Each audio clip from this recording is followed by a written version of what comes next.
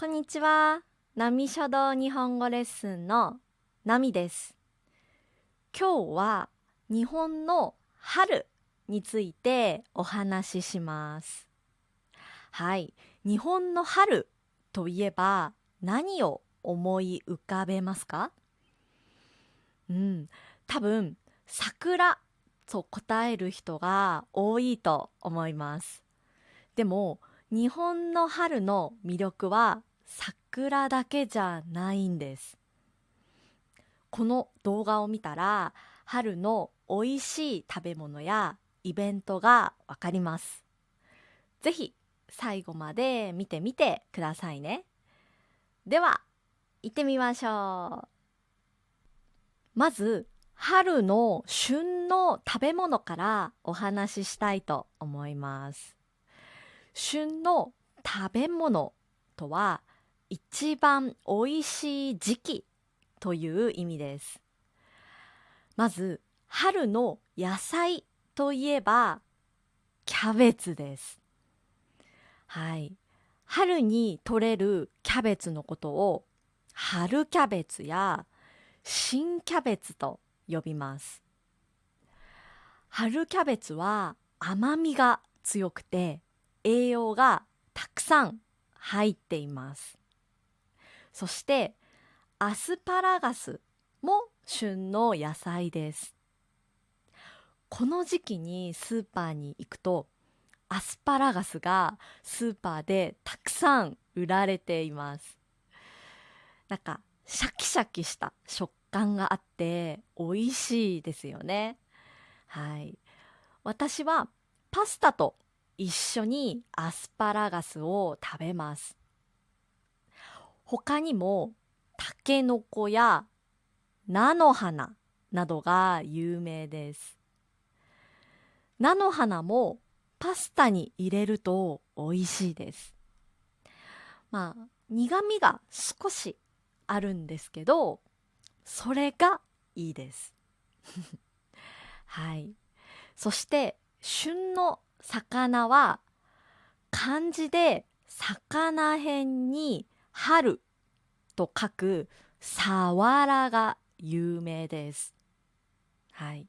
昔から春を知らせる魚と言われています。そのまま刺身にして食べたり、焼いて食べたりします。他にもタイやカツオ、アサリが美味しい季節です。私はアサリの味噌汁が本当に大好きでよく食べます。はい。アサリの味噌汁は二日酔いや体が疲れている時に飲むと効果が出ると言われています。栄養が高くて本当に美味しいです。コンビニでも売っています。飲んだことがある人はいますか？はい。旬の果物はキウイ、オレンジ、イチゴなどがあります。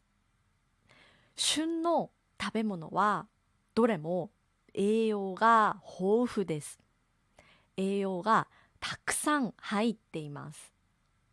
春に日本に来る方は旬の食べ物をたくさん食べて春を感じてください。はい。では次は春のイベントについてお話しします。春は3つイベントがあります。まず1つ目はひな祭りです。これは3月3日にあります。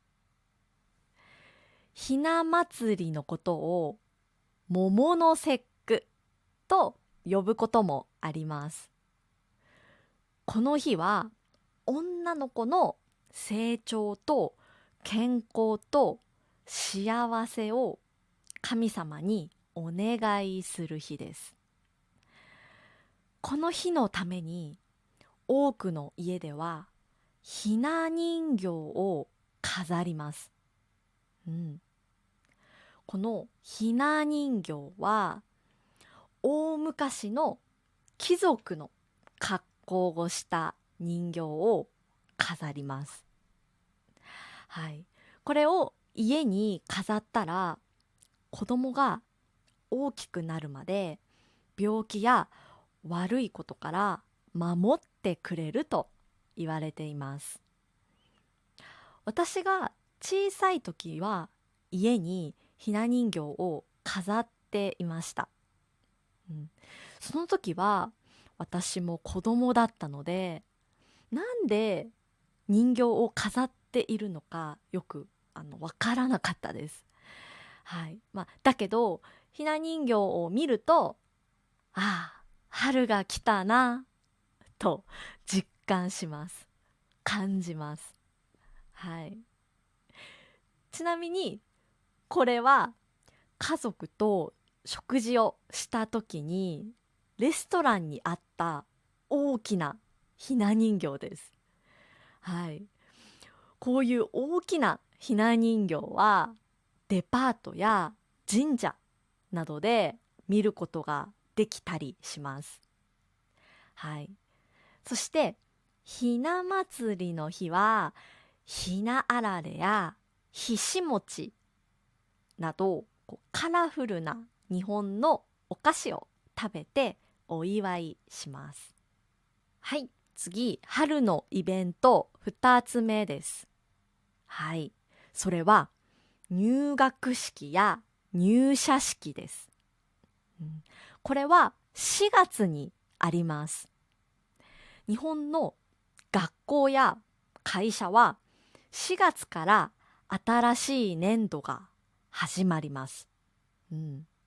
日本にとって4月は1年の中で、一番重要な始まりの季節です。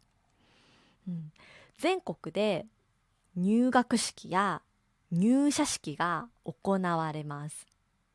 はい、綺麗な桜の下で新しい制服やスーツを着た人たちが記念に写真を撮ったりします。はい、私も春になると仕事や人間関係が新しくスタートする感じがしてすごくワクワクします。はい、皆さんの国では新しい年度は何月から始まりますか？ぜひコメントで教えてくださいね。はい。そして春のイベント3つ目、忘れてはいけないのがお花見です。お花見。これは桜の花を見て楽しむ日本で最も人気のある春の伝統行事です。実はお花見という文化は1200年以上前から続いてるんです。はい、歴史があります。お花見はいろいろな楽しみ方があります。はい、綺麗な桜の木の下でお弁当を食べたり、あとはお酒を飲んだりします。他にも夜に見る桜、夜桜を楽しんだり、散歩したりしてお花見を楽しみます。私の大好きな季節です。ここで少し面白い日本語を紹介します。はい、それは三寒四温です。三寒四温。はい、この言葉を知っていますか？はい、これは寒い日が3日続いた後に暖かい日が4日続くという意味です。はい、こうして少しずつ本格的な春になっていきます。ただ春には困ったことがあります。それは花粉症です。花粉症。杉やヒノキの花粉によってくしゃみや鼻水や目のかゆみに悩む人が非常に多いです。私も花粉症があります。毎日薬を飲まないとくしゃみと鼻水と涙が止まらないです。はい。花粉症が本当にひどくて、もう一日何もできなくなります。はい。